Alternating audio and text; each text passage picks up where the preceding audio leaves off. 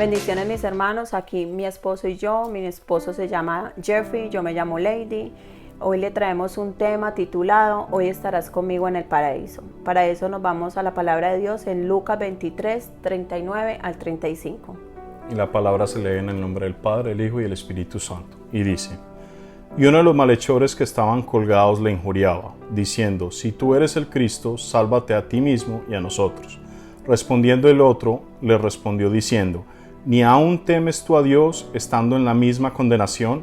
Nosotros a la verdad justamente padecemos, porque recibimos lo que merecieron nuestros hechos, mas éste ningún mal hizo. Y dijo a Jesús: Acuérdate de mí cuando vengas en tu reino. Entonces Jesús le dijo: De cierto te digo, que hoy estarás conmigo en el paraíso. ¿Qué quiere decir el hombre cuando le dijo que acuérdate de mí cuando vengas en tu reino? Para entender lo que le está diciendo el hombre, primero tenemos que entender a qué reino se refería. Si miramos en el diccionario Strong's, la palabra que usaron para reino en este hecho fue basileio. Esa palabra significa una monarquía heredada, una autoridad puesta, un gobierno o reino establecido, o sea que tiene que ser una autoridad en acción. O sea que él hablaba de un rey que venía a liberar a su pueblo. De un rey, él entendía que no era un rey que cuando estuviera en el cielo, sino cuando estuviera acá en la tierra. Es correcto. Ok. ¿Qué vendría a ser el Mesías para el judío? El Mesías para un judío es una persona que venía a juntar todos los judíos en su tierra prometida. Era la persona que venía a restablecer todos sus actos religiosos y todas sus cortes, o sea que la corte volvía al profeta. Era una persona que venía del linaje de David, venía a restablecer el linaje de David y que venía otra vez a poner el templo de Salomón y a los servicios que se hacían en él.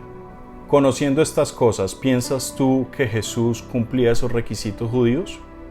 No, porque él no vino a ser un rey físico sentado en un trono, sino que él vino a liberar a su pueblo, él vino a perdonarnos, a salvarnos de la cautividad, y él vino a que cada uno de nosotros lo aceptáramos como Señor, como Salvador, y declarándolo y creyéndolo y teniendo fe, podíamos ser salvos. Te pregunto, ¿qué necesitó este hombre para ser salvo?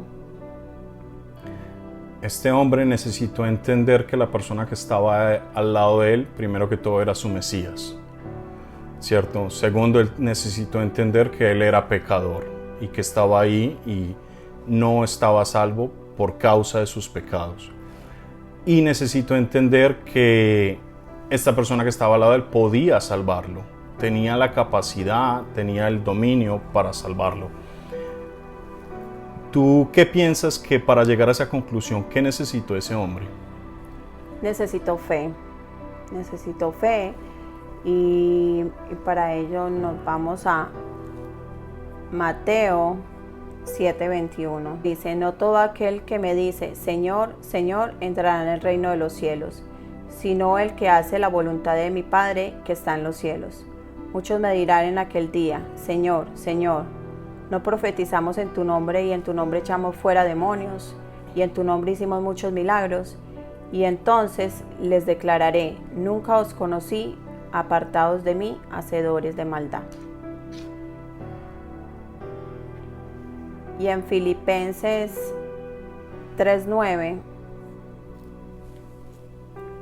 dice: Y ser hallado en él, no teniendo mi propia justicia, que es por la ley, sino la que es por fe de Cristo, la justicia que es de Dios por la fe, a fin de conocerle y el poder de su resurrección y la participación de sus padecimientos, llegando a ser semejante a él en su muerte, si en alguna manera llegase a la resurrección de los muertos, no lo que haya alcanzado ya, ni ya sea perfecto, sino que prosigo a ver si logro asir aquello para lo cual fui llamado para lo cual fui también asido por Cristo Jesús.